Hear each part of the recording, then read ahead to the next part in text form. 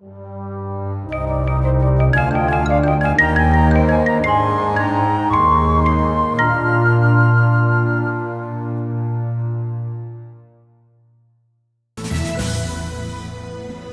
have a great Gala committee, whom I will introduce in just a minute. The Chamber has many projects and events underway, and although each chair of each committee has asked me to mention every single one of them, I will instead urge you to watch your emails and read your newsletters so you don't miss out on anything we have organized for your benefit. Our Gala committee began meeting back in July, and it's been a true labor of love. This is our moment to honor the committee by asking each member to quickly stand, and when they're all on their feet, we'll give them a big round of applause as thanks. So get ready, committee. We're going to ask you to stand up. Harry Ahern from the Woodward. Bob Cox from the Monadnock Radio Group. Somebody else from there. He has to be up at Concord tonight for his son's benefit. So somebody from the Monadnock Radio Group can stand up on his behalf. Peter Harris from Peter Harris Design. Sarah Walker Caseta from Macmillan Construction. Bonnie Carrillo from PSNH. Amy Lair, Savings Bank of Walpole. Lisa Nugent from People's United Bank. Jessica O'Connor from MDS. Thank you, committee.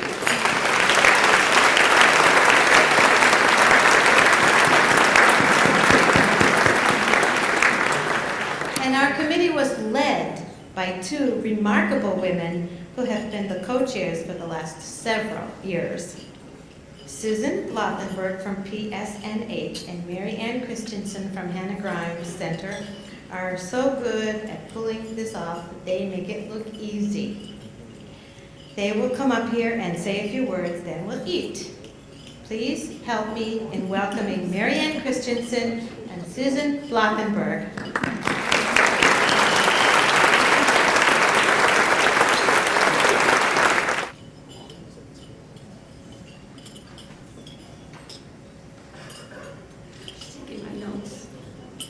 Hello, everyone, and thank you so much for coming. I'm Sue Blomberg. I'm glad you're here. I hope you've had fun with all those wonderful appetizers. And my role tonight is to thank the restaurants because they did a fabulous job. So please, thank you to Bentley Commons, Keene Country Club, Christian's Cafe and Catering, Luca's Mediterranean Cafe, and the Olive Garden Restaurant.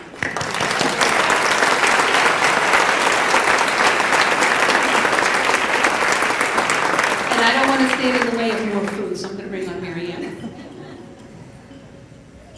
Welcome, everybody.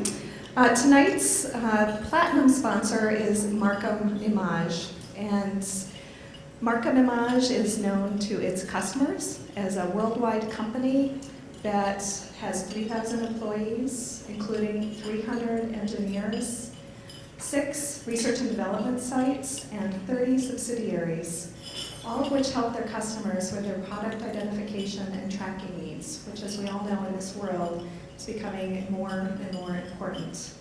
But to all of us in this room and in this community, Markham Image is much more than that, and it's a company that, to us, really epitomizes the theme of this year's gala, which is a tradition of innovation.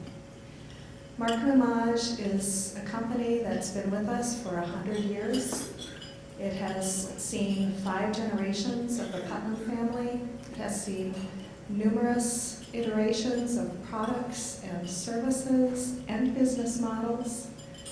And Markham Image is a company that realizes the importance of investing in the very best employees and a thriving community. And as a result of that, they have seen a century of business success.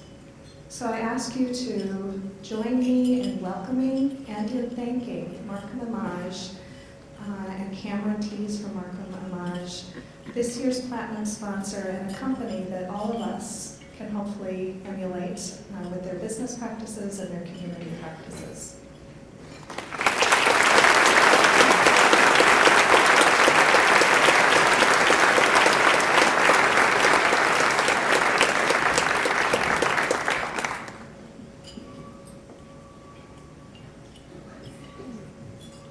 chance later to say something, but our table of Mark Homage representatives, I'm very proud to be part of this organization and to carry on the legacy of caring in the community that, as Marianne said, the Putnam family and leaders of Mark Homage have set in granite over the years. Thank you.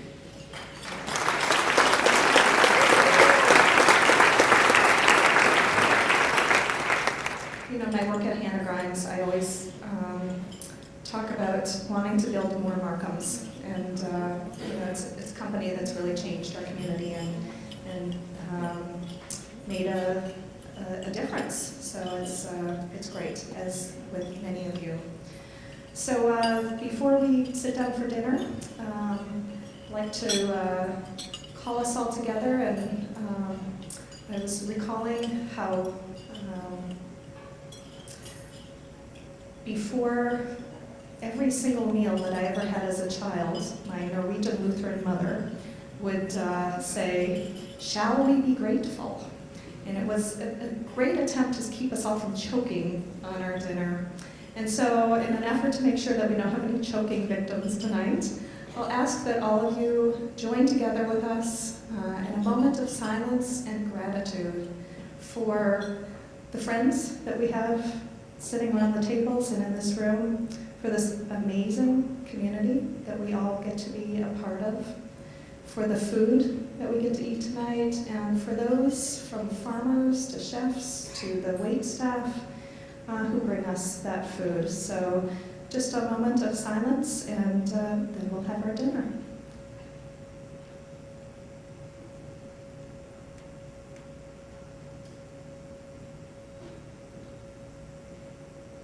Thank you. Please enjoy your dinner, and the program will come back up here at 5 minutes a minute.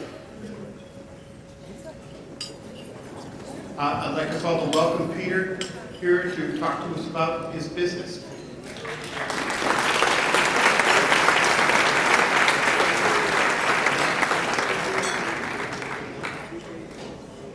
Thank you. I didn't realize I was here to talk about my business, so I have to, rewrite my speech. Hold on. Now, I do have a couple of props, though. Give me a second.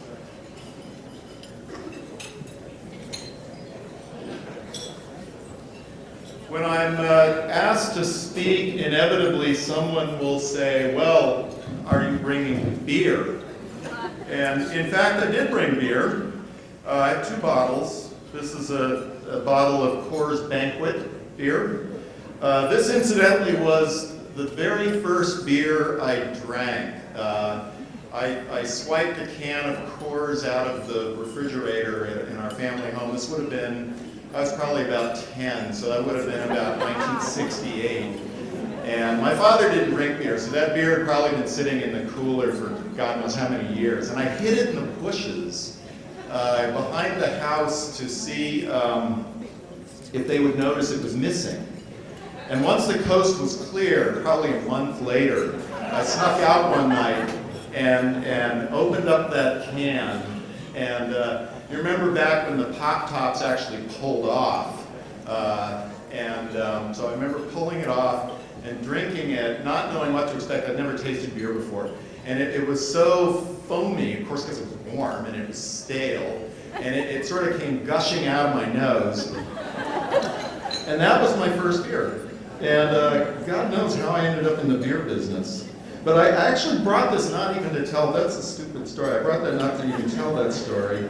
I'm talking about innovation, and this is a very innovative product. And I'll tell you why in a second. And here's a bottle of Miller Lite. And I don't really have a funny story about that, but I'll tell you why this is also innovative in a moment. I was invited to come speak, hang on before something bad happens.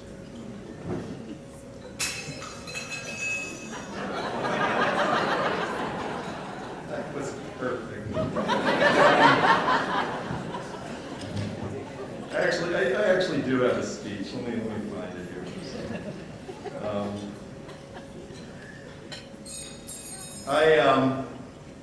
First of all, let me thank you for inviting me here to share part of this special evening with you, and congratulations to the individuals and businesses who will be recognized and have been recognized tonight. And I feel honored to be sharing the stage with that.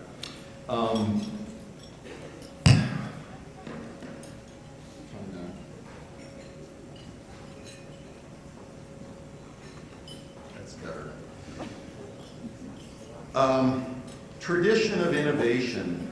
I jumped at the opportunity to come speak, and then I was told what the topic was, and I thought, well, I'm probably going to be talking to a lot of people who probably know a lot more about innovation in their various businesses than I do. I also thought a little bit about that particular phrase, a tradition of innovation.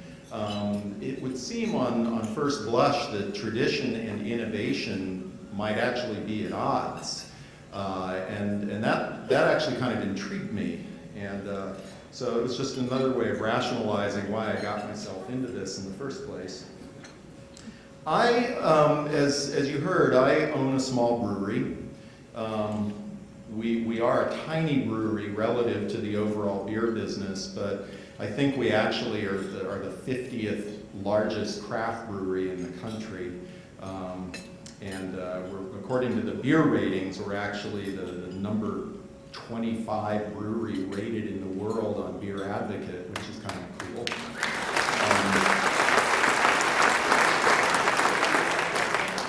Are there any members of Beer Advocate here? Didn't think so. They're all at home in their basements reviewing beer and saying nice things about us. The beer industry has actually been a big part of innovation for literally thousands of years. Beer making is one of the oldest manufacturing activities that humans have engaged in. In fact, there are some scientists, and it's actually become fairly mainstream, the theory that the making of beer, which is to say a fermented beverage made with malted barley, is what gave rise to human civilization in the first place. Now, everyone scoffs when I say that, but hear me out. Humans were nomadic hunter-gatherers, and they really, in the part of the world where they tended to live, they lived a fairly comfortable life if they didn't get chased down by a tiger or felled by some dreadful disease. By hunting and gathering, they were able to feed themselves without a whole lot of effort. And there was really no reason for them to stay in one place until, and this is where it gets theoretical, until, purely by accident, they discovered a delicious fermented beverage that made them feel pretty good when they drank it. What probably happened was they had baked some bread using the grain that grew natively in that part of the world, which would have been barley. It got wet and soggy, and instead of throwing it out, which is probably what their first inclination was, they ate it or they consumed it. It was probably kind of a thick gruel at that point. And lo and behold, they liked the way it made them feel. And before you knew it, they were doing it intentionally. And hence the first primitive breweries. Beer, interestingly, was a very important part of ancient Middle Eastern cultures. The very first recipe that's been written was on a Sumerian cuneiform clay tablet, and it was an ode to the beer goddess, and it included a recipe for beer. I'm not making this up, it's true. The Egyptians drank a lot of beer. The people who built the pyramids were paid in part with beer. Beer, whether you give it credit for starting human civilization or not, it was a very important part of early human civilizations. And just to finish the story about the soggy bread, the theory following through says that people at the time realized that in order to have a steady supply of this magical elixir that they call beer, They actually had to stop their nomadic ways and settle down and plant barley so they could have a steady supply of it. Hence the first permanent agricultural settlements, then human civilization, and then so on and so forth until we get to the Iowa caucuses and the New Hampshire primaries. And I don't know where you go from there. The beer industry has also driven a lot of important scientific and industrial innovation. Louis Pasteur's very first experiments in microbiology were actually commissioned by the Carling Brewery in Denmark. He was tasked with isolating the microorganism that caused fermentation, which is a single-celled organism called Saccharomyces cerevisiae, or brewer's yeast. Prior to that, they didn't know what caused fermentation. And Pasteur, before he developed the technique that carries his name for sanitizing dairy products, was actually tasked with working for Carling Brewery. Large-scale industrial refrigeration, which was developed in the 19th century, was also fueled with research money from large breweries. Why did they do that? Because they wanted to ship their beer, and they wanted to make beer less of a seasonal occupation and more of a year-round endeavor. So you can thank a brewer when next time you look at your ice box, which is what some of us still call it, in the kitchen, and it's not actually a box with ice in it. That's largely because of beer innovation. Sadly, at least in the world of big beer today, innovation has come to mean something quite different. And before I get into that, I'm going to do a PowerPoint presentation here. I want to introduce my PowerPoint projector.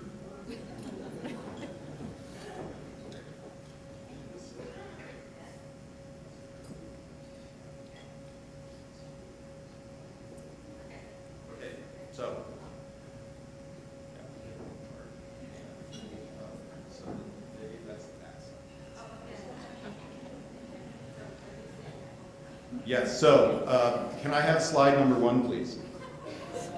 All right, this is my innovation tonight. And don't worry if you can't read it, because I'm going to do what everyone does when they give a PowerPoint presentation and read what's on the slide, even though it's right there in front of your noses. So, slide number 1. In 1900, there were more than 1,800 breweries producing beer in the United States. Now, mind you, that was a population less than half of today's population. Okay, slide number 2. By 1980, that number had dwindled to just over 30. Now, that is an enormous mass extinction. And there are a number of reasons why that took place, and I'm not going to go into all the details as to why we went from over 1,800 breweries to to about 30 just 80 years later. But the brewing industry wasn't the only business that went through that transition. Think of all the businesses that many of you, if you were of a certain age, remember as a kid that no longer exist. That might be the corner candy store. It could be any number of things that just simply don't exist anymore, that you have to explain when you're looking at a movie that was made in the 1960s or 70s, and you have to explain it to your teenage kid why things are a certain way in that movie. Next slide.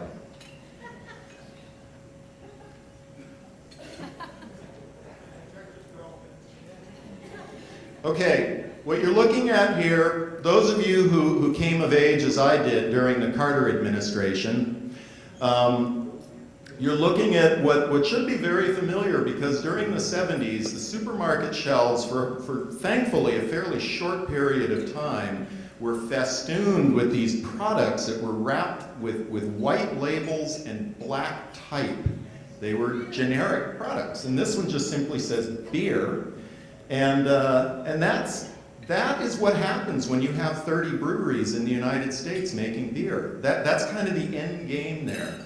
And remember, the generic product thing, it covered a lot of stuff, you know, cereal. Remember those? They just said cereal on them, and so on and so forth. And I do want to point out, that too is an innovation. Now, just because something is innovative doesn't make it good. I like to think, I don't even, are these things still on the market today? I don't think so, thank God. So some innovations are best left on the scrap heap of history, and that's certainly one of them. Well, let's go, this will be my last slide, and then I can shut the projector off. Slide number 4, please. All right, slide number 4 says that in the year 2011, there were over 1,900 breweries operating in the United States. And that's an amazing accomplishment. There are hundreds more on the drawing board in the works, possibly one even going into the Sears building here in Keene. Although I can't say for sure, I just heard a rumor. The thing is that something amazing happened in the beer industry from two amazing things. One is, how did we go from 1900 or 1800 around the turn of the last century down to 30? And then how did we go from 30 all the way back up to 1900 again? The average American lives within less than 10 miles of a brewery now. That's a really remarkable thing. I mean, you've got one right here in town, a nice brew pub. Well, I think what happened was that people, they either went off to Europe in the military service, or they visited England when they were in college, or for whatever, they went somewhere on vacation, and they discovered that, gee, not every beer is a pale, insipid, overcarbonated light lager. And then they came home and they looked around at their own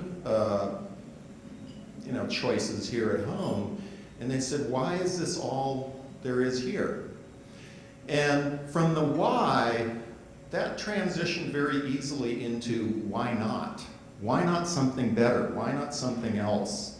And I think that why not is kind of at the heart of a lot of innovation, at least the best kinds of innovation.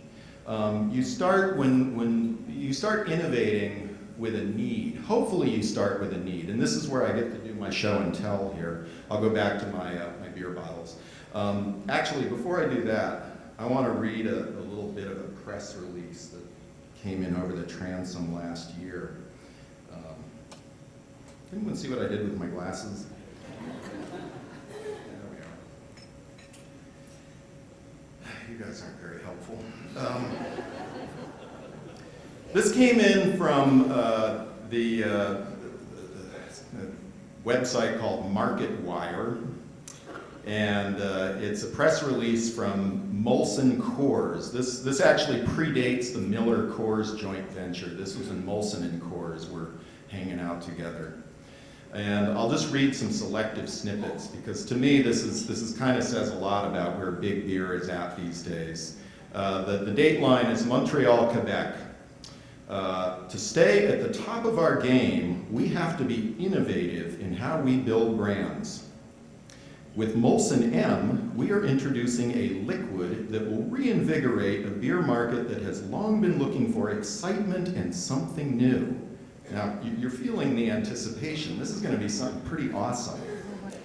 For 7 generations now, Molson has consistently redefined the world of brewing through new practices. Today, this rich tradition of innovation has reached all new heights with the launch of M, the world's only microcarbonated lager.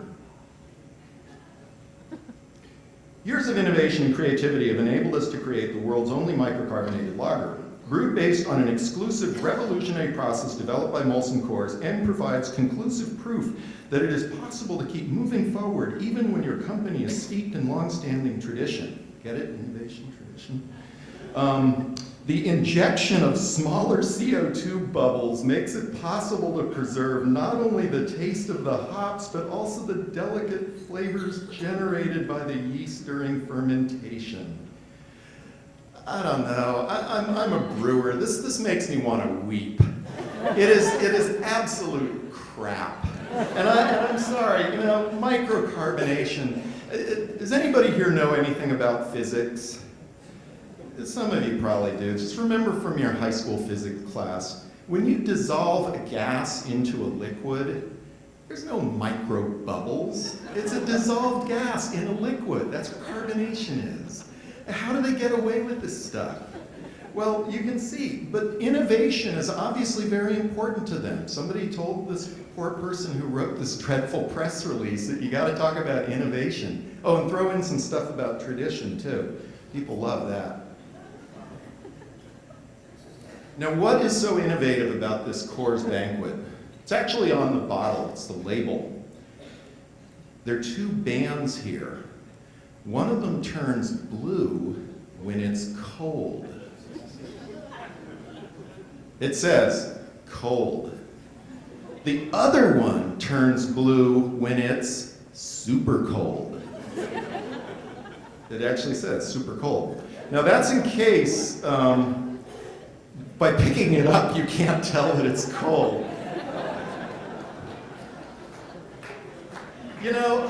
I gotta say, I thought that the labels that turn color, they were really scraping the bottom of the innovation barrel. And then I saw this. You can't see from here, but take my word for it. This is a Vortex bottle. And you've seen them advertised on TV. It's got this kind of swirl shape, kind of like a Friendly's Fribble glass molded into the neck, so that when you pour it out of the bottle, the beer kind of twirls around.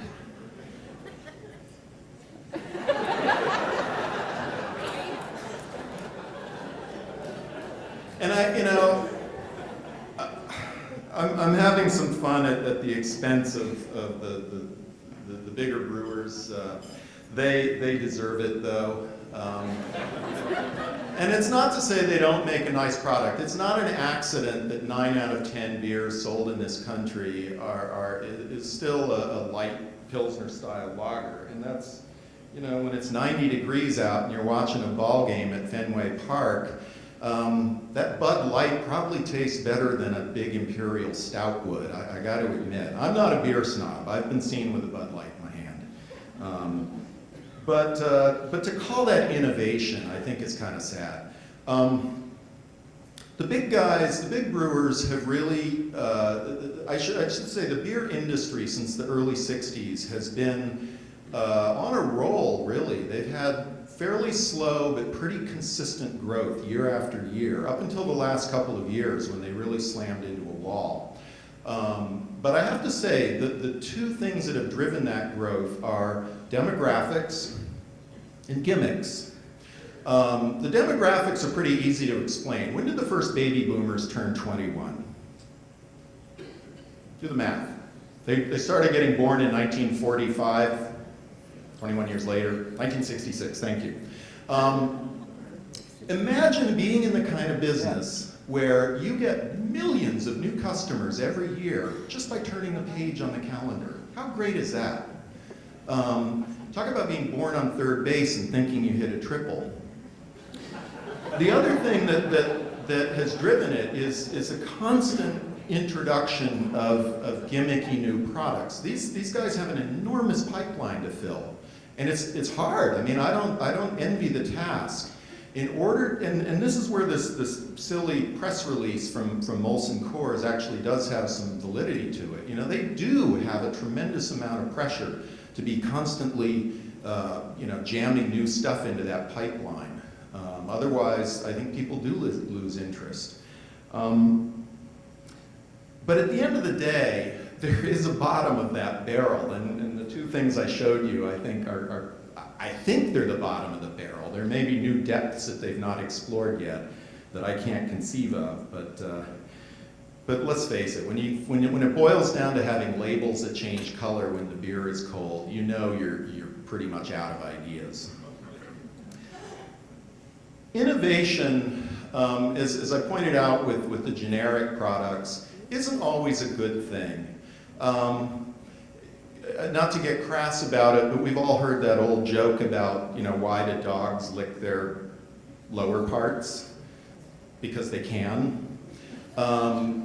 Innovation can very much be like that. Does anybody have one of those cars that puts the seatbelt on you against your will? Or are those just rental cars?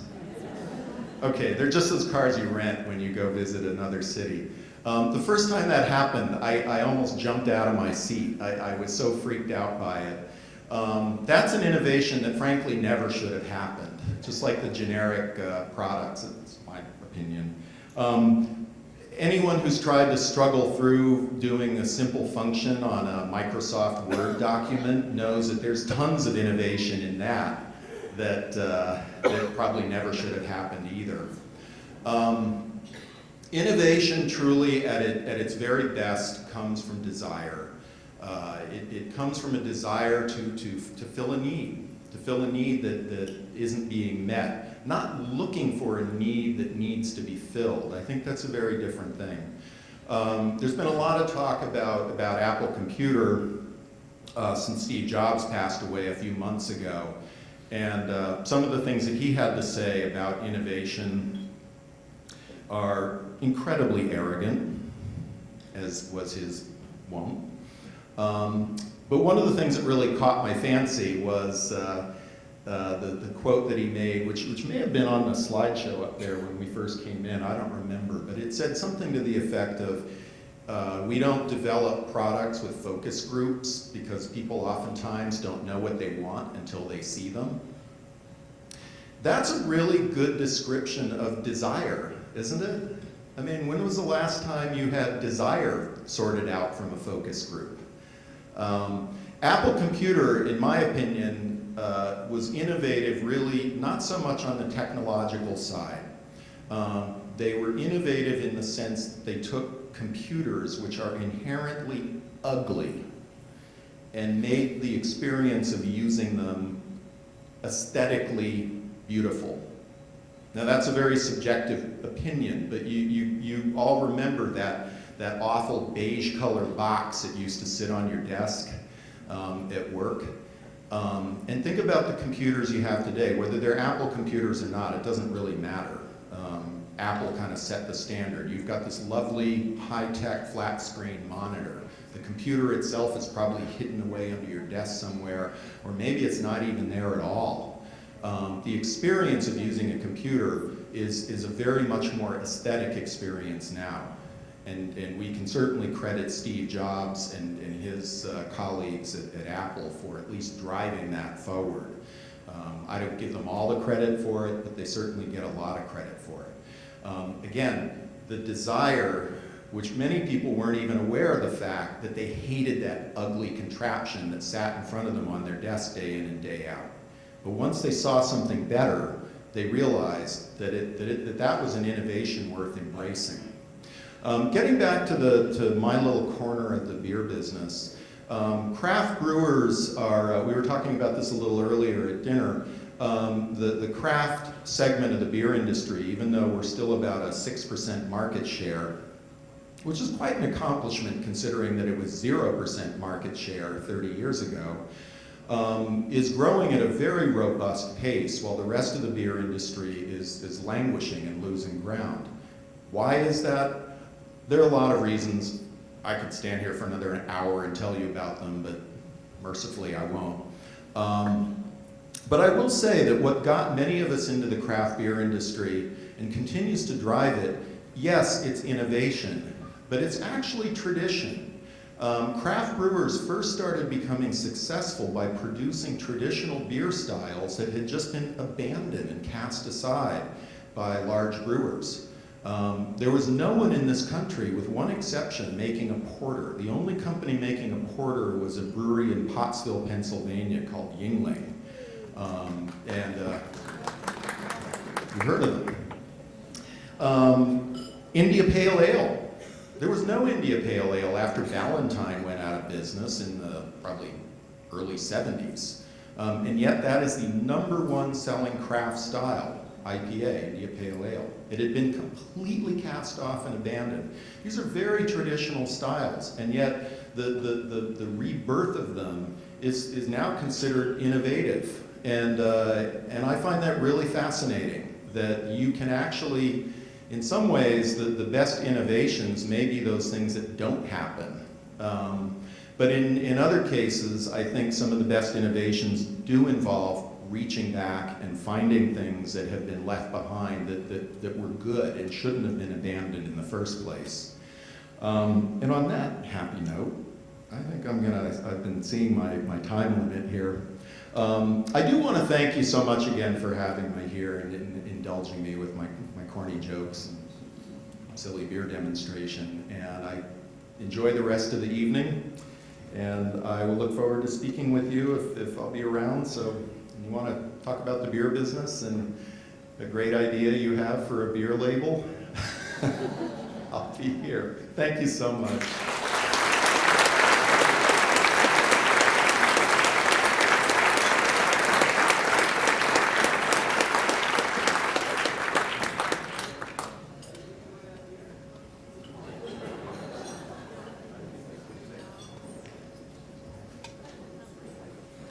Okay, thanks. I'm going to try to get you out of here fairly quickly and get on to other people so that we can get home for some of those political robocalls, polls that we're so anxious to get. 5 or 6 at the house last night. So anyways, a couple people I would like to thank.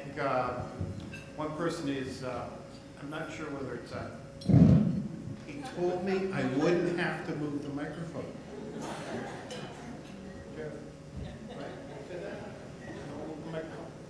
Anyways, well, that's much better, Jerry. Anyways, I just wanted to thank my departed father who said to me, if you're going to be in business in a community, be in the chamber. I've been in the chamber a bunch of years, and I finally worked my way up to where I get to do this. And that's fun. And I have enjoyed my time with the chamber over the years since in the late 70s. I also want to thank my wife, who's been my supporter and my best friend and love for all these, I don't know how many years, I'm not that good with numbers, but it's something on the order of 45 years. We're going to add it up today, but I got involved with technology and innovation. But also I would like to thank the board, the people that work with the chamber, the past boards that I've worked with over the years, the present board. We've got a full board with great people, a lot of people coming back onto the board. It should be a great year that we're having. And I'd like to also thank the people that have been involved at the board level in the past, because it's really important to have all the people's input that we've had over the years. I'd like to thank Laura and the staff that work at the chamber office. And if you haven't had a chance to get down there and meet those people or work with them or work on a committee, really you're missing a lot of the action. There's a real sense of teamwork and vibrancy down at the office, and that's very pleasant to experience. It helps with us that are trying to help run things and assist them. And finally, I really need to thank Brian, because I do have a gift for him, so I guess I have to say something prior to that. In that Brian has just been a fantastic person to work with. It's a big commitment. I don't know how many people know that, but years ago they changed the rules, and I think with any luck they're going to change them back, where it was a 2-year commitment for everything. 2 years as chairman-elect, 2 years as chair, and then 2 years as past chair. And so that's a 6-year commitment, and if you were lucky at all, you got to serve on the board before you ever got drafted for the chair-elect position. So Brian's been very active in the chamber for years, and he's known for following up on every I that might be missing and every T that might need to be crossed, and dealing with all the decisions. And it's just been, nice to work with him and see everything that he's been able to accomplish. And I'm going to still rely on him to find some of those T's and I's that need to be dotted and crossed at times. So I also would like to thank Brian's wife and the bank for allowing him to provide as much leadership as we've had at the chamber over the years. And Brian, if you could step forward here. Did you come tonight? There's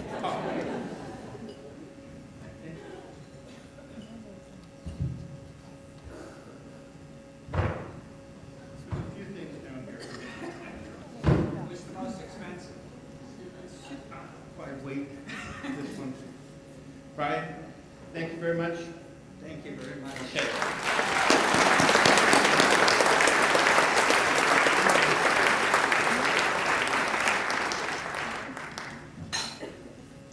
So just by way of a summation of where we're at, the chamber's in a very good place organizationally. The operations are running better. I think you're seeing some of that in the increased quality of the email information that comes out in the newsletter that's online and programs that are moving forward and things. So I think they're really moving in good shape. We're in good shape financially, and they're continuing to follow our vision right now, which is to promote advances and advocate for a vibrant business community. As far as innovation is concerned, I think Peter's spoken to a lot of that. We see innovation all the time in our own businesses. At times, we lose track of how much things have changed. Many of us grew up with party lines, rabbit ears, maybe not buggy whips, but other old junk. And the young people that are trying to help us adopt and cope with technology, some of us on a daily basis, some of us in remedial fashions, are dealing with smartphones and matching them up with dumb operators. But I'm sure that many of us will get those, figure out all the apps and what apps we need. There should be an app to tell us what apps we need, and that would be very handy in that respect. So it's gone from having landlines to cell phones to now where the younger people in our office say, don't call me, text me. Text? I'm getting better with this, not talking and texting is, I'm still not there, but I'm sure in another life maybe it'll come back to me. But anyways, what we need to do is just remember that this generation that's coming up that we're dealing with, that we're employing, people in high school on average are texting 3,000 times a month. And I'm assuming they're short texts, or they wouldn't have much time left. But anyways, and we do need to realize things at the chamber. We're trying to use technology more and innovate more every year. And I wonder, a show of hands, how many people have friended the Keene Chamber's Facebook page? Not good. I want you to go home. When you get home, I want you to get on the, or you can do it right at your table with technology. Just, go to the Google, get on the web page, find where the Facebook is, and friend us. You'll get lots of information from the office. It's important. I think at times our motto of live free or die for the state probably needs to be live free, innovate, or die. And really we need to incorporate this concept that change in technology and change for the good, as Peter said, is something that we really should embrace, because we have a lot to be very thankful for in this community and a lot to look forward to, because we have a lot of visionary companies that exist in this community that are continuing to make a contribution to making this just a better place to be, and the envy of a lot of people that at this point don't have an opportunity to participate in our community. So it's something that we really should be thinking about as time goes on here. And again, as I said, I want to thank everybody for all their participation in the chamber and the community projects that you work with. I know how you spend your time is all about choice, and that's not an easy thing today with the pace of things speeding up and up and up and up. So thank you for making the choices that make a difference to this community. So in closing, I just want to paraphrase a poem that my grandfather wrote on public speaking, the gist of which is, stand up, speak up, shut up, and sit down. So I'm at the sit down moment, but I just want to introduce Cameron Tees from Markham Homage, who's going to do the presentation of the 2011 Windsor Brook Business of the Year Award. Cameron?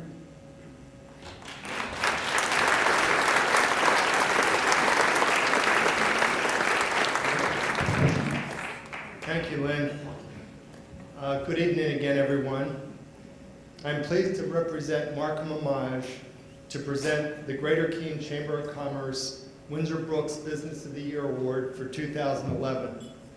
This award is a great honor in our community, especially given the caliber of businesses and organizations that we have and the critical importance of corporate social responsibility in these challenging economic times.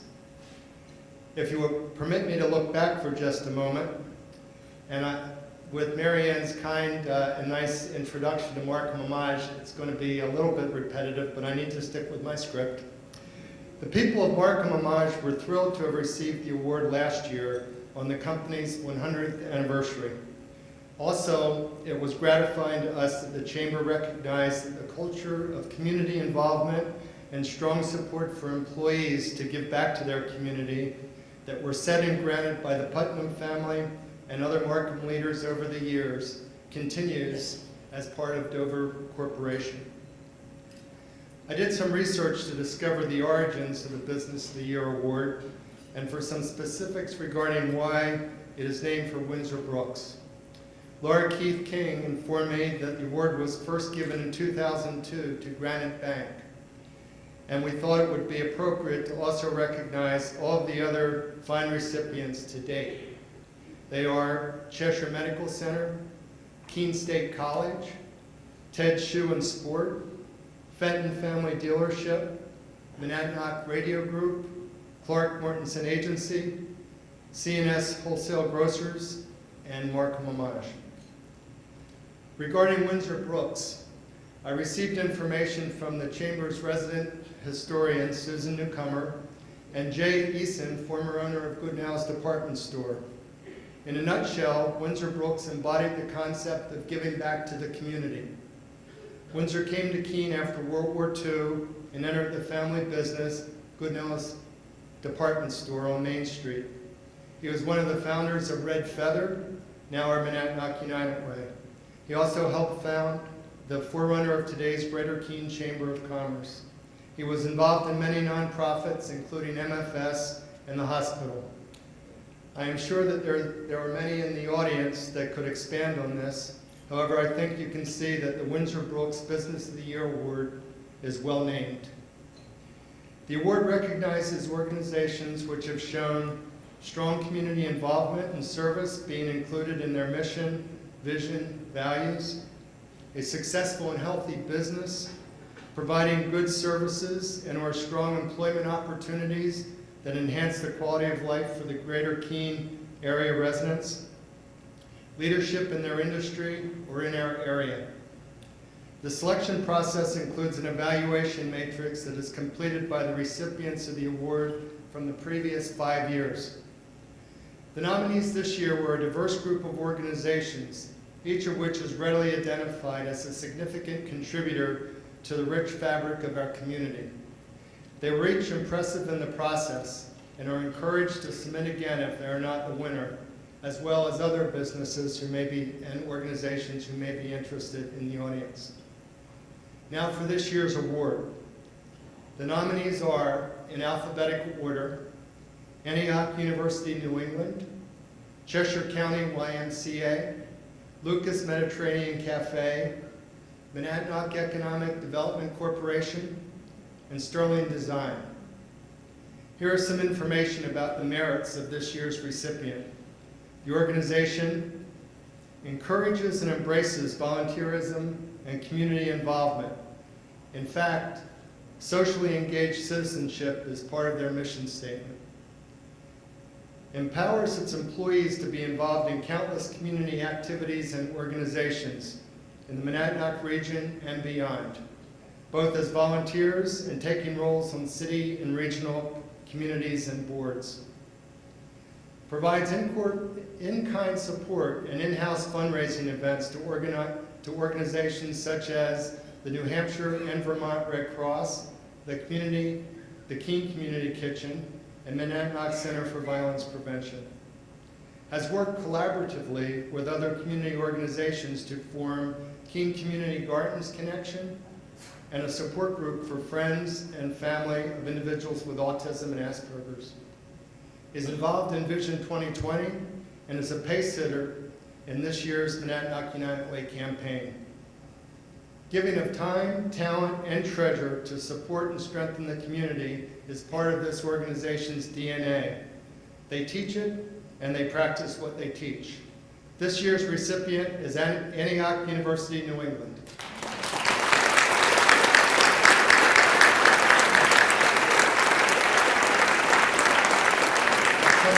Somebody from Antioch, please come up. I want to say David.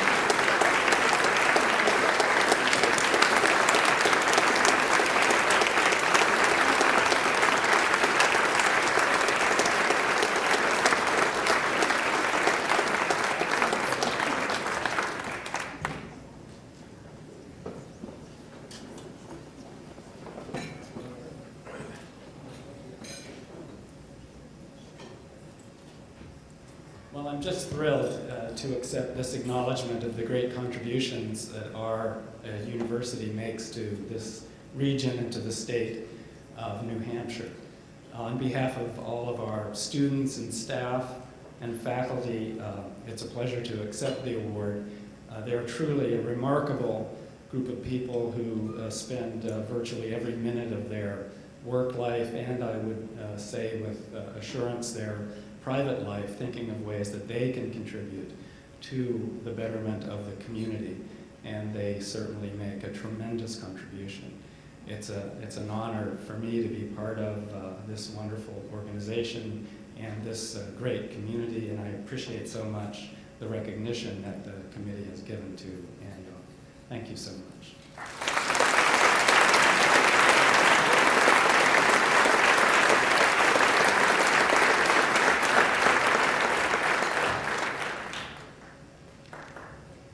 And now it's my great pleasure to present last year's winners of the Community Service Award, our 2010 Citizens of the Year, the first time a couple has ever won this distinction, John and Jean Hoffman.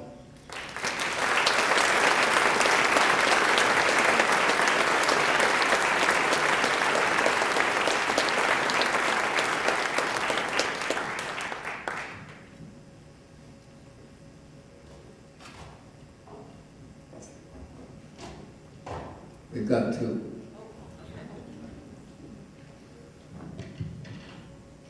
Last year, we were both so stunned to be called up here that we struggled for words, if you can imagine John not knowing what to say, and also who was going to start off. But this year, we've gotten it all straightened out. So please do the honors. Okay, Gene, but I'm not going to thank you for handing it off. This is my turn anyhow. But I'm going to say before I start, I'm going to make a disclosure. I've been instructed by my partner not to clear my throat. And she said if she catches me clearing my throat, which I tend to do all the time, she's going to take over the whole show.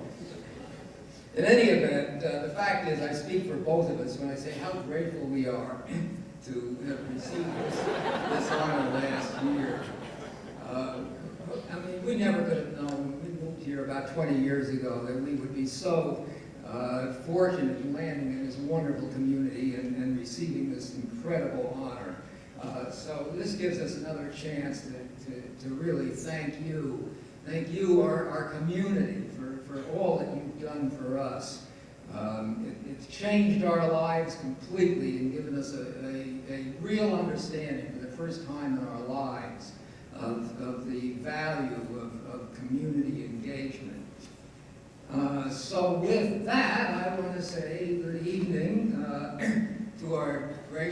Keene State host Helen Giles G., Senator Molly Kelly, State Representatives, too often I think to list here, officers and board members of the Greater Keene Chamber of Commerce, friends of the Chamber, friends of Greater Keene, ladies and gentlemen, and anybody else who happened to have snuck in. We're truly honored to be here with you tonight.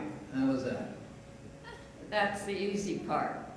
But we're also supposed to say something nice about how wonderful the community is and how it's recognized throughout the civilized world as the epicenter of social capital. Well, I can't do that. That'd take all night. And they told us to keep this shorter. They're going to take our award away.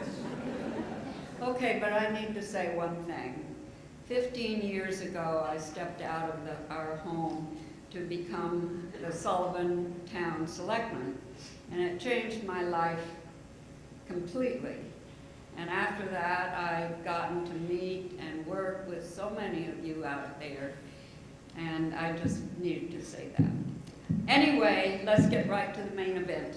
Okay, it's my pleasure. It's really the pleasure of our committee on whose behalf we're honored to announce the award. The fact is, Gene and I are up here speaking not just for ourselves, but for the nominating committee, which by ancient tradition consists of the last 5 recipients of the Citizen of the Year Award.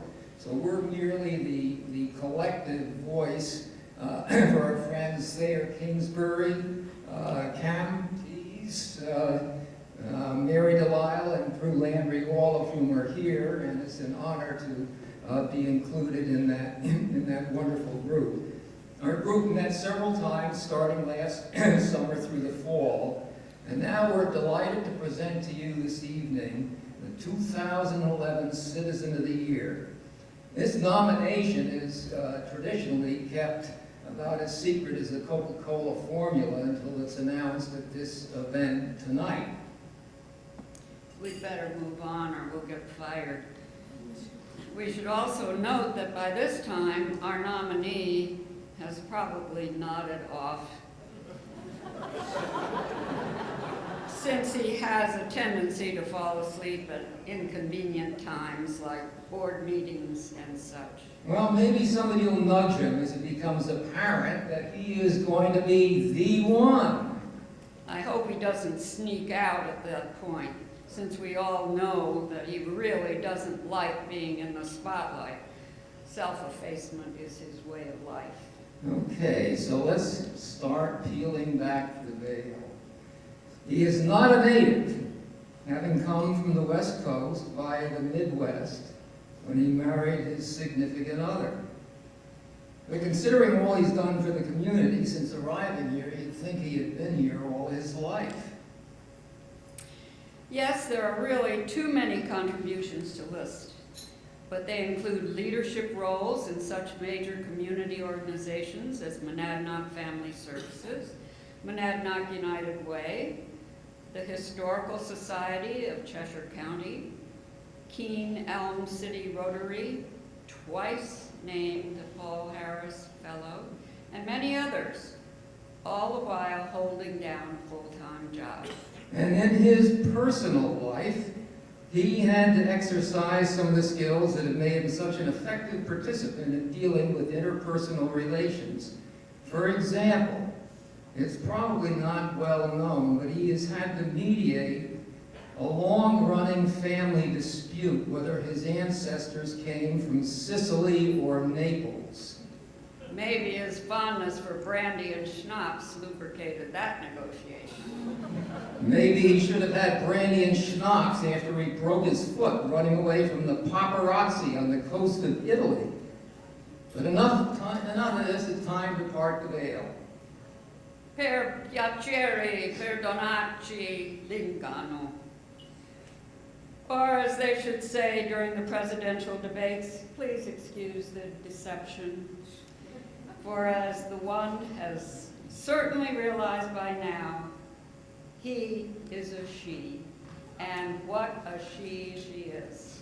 With an amazing breadth of community engagement and leadership. Leadership, Vice President of the Woodward Home, Board Member, Monadnock Family Services, past President of the Keene Elm City Rotary, past Board Chair and past General Campaign Chair of the Monadnock United Way, Cheshire County Literacy Member, past President of the New England Library Association, Many Options Advisory Council, Chair of the New Hampshire State Library Advisory Council, a founder of Daffy's, the Keene Teen Center, and countless other volunteer engagements.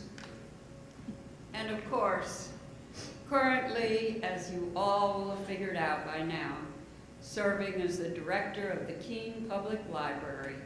So now we will give you The 2011 Greater Keene Chamber of Commerce Citizen of the Year, Nancy Teresi Vincent.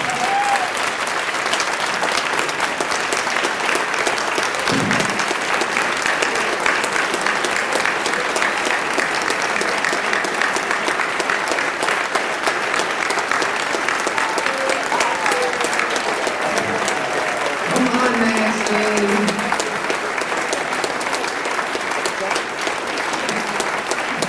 Come on up here, you can't hide from me.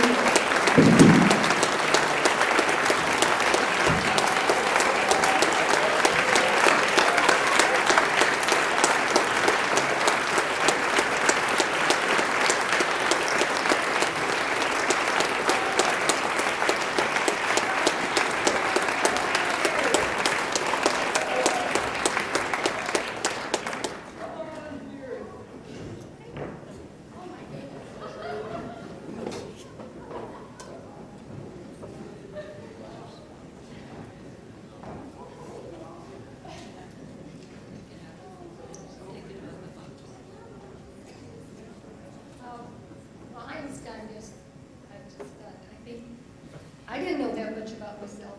I made it up. Yeah, I was going to say. So, anyway, I do want to thank you all and thank the committee for this award. And just want to say so many people in this, throughout our communities, volunteer every single day in and day out. They do it for years. And it does really make this a very special place to be. And I'm just really grateful to be able to participate within this community. And thank you all. Behind me are my friends who I didn't even know in town, who normally are in all parts of the world. So just thank you all.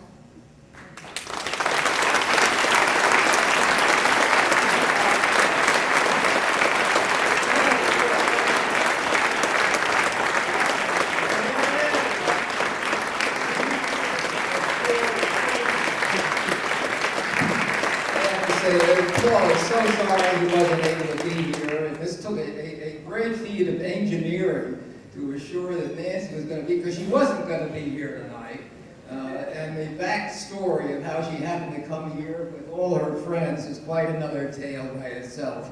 We have a lot of people, and I'm looking at one in particular who had to be engaged in engineering her presence, and I'm very grateful for that. I think I have to keep some of this secret, but we'll tell you later on how it came about.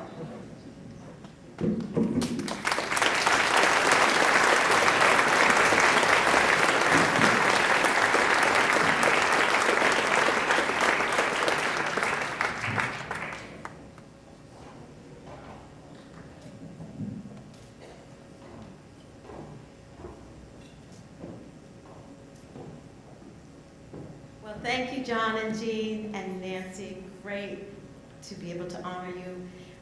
Nancy was into the chamber earlier this week, and I could not, almost couldn't be natural. Very excited about this award. And we're very excited that Antioch, New England, University of New England got their award. We thank Cameron Tees for presenting the award and that very nice explanation of how we do it, and John and Jean as well. We really would like to thank again our host sponsor, Keene State College, and all the rest of our sponsors. Our silver sponsors were CNS Warehouse, Clark Mortensen, Connecticut River Bank, Courtyard Marriott, Granite Gorge Ski Area, IPG Employee Benefits Specialists, People's United Bank, Savings Bank of Walpole, Stingray Optics, and TD Bank. We had 2 gold sponsors, Citizens Bank and Public Service of New Hampshire, and our platinum sponsor, of course, Market Image. Thank you to the Gala Committee. You're all out there, and we couldn't do it without you. This is such a big team effort. I hope you all have had a wonderful, wonderful evening. Thank you to our staff, especially Julia and Susan. You're still here? Yeah, maybe. And we want to thank you all for coming. We will see you next year. Please watch for all of our events, and have a safe drive home.